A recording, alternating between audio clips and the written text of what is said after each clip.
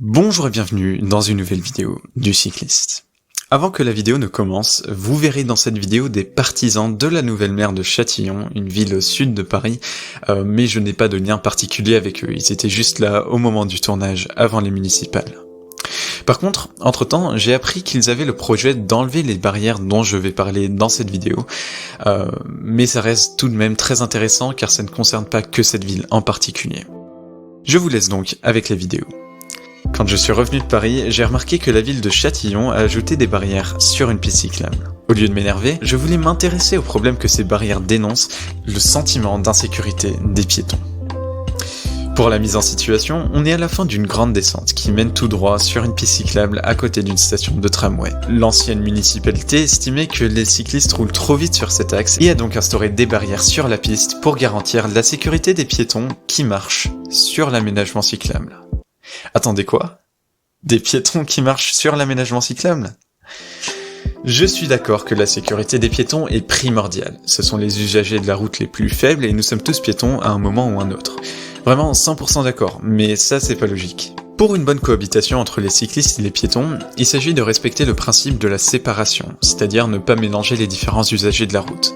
C'est très important, sinon on a des conflits, des situations de danger, c'est désagréable pour tout le monde. Et dans ce cas particulier, la piste cyclable est à un endroit très difficile. Les piétons n'ont pas beaucoup de place, il faut souvent traverser la piste pour accéder à la station du tram.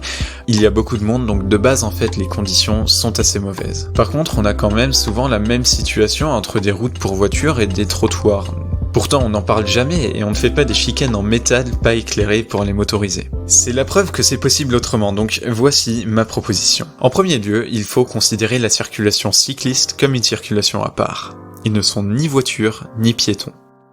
Ainsi, une séparation physique s'impose. Il ne s'agit pas de dessiner des bandes de peinture au sol, mais de créer une vraie limite physique, comme par exemple abaisser la piste pour que l'on remarque instinctivement en tant que piéton que, je me trouve sur une piste cyclable. Une autre séparation physique peut être une différence de revêtement entre la piste et le trottoir, ça se fait aussi. Après, on peut quand même ajouter de la peinture au sol qui invite les cyclistes à ralentir et faire attention parce que l'endroit reste quand même très fréquenté.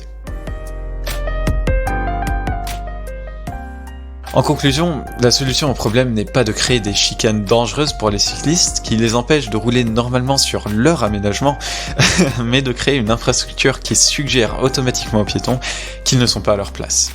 Dit comme ça sonne vraiment un peu simple, mais la situation existe vraiment. Donc voilà, merci de m'avoir écouté jusqu'ici. Si j'ai oublié quelque chose selon vous, vous pouvez me le dire dans les commentaires. Mais sinon, je vous souhaite une bonne route sans chicane. Salut.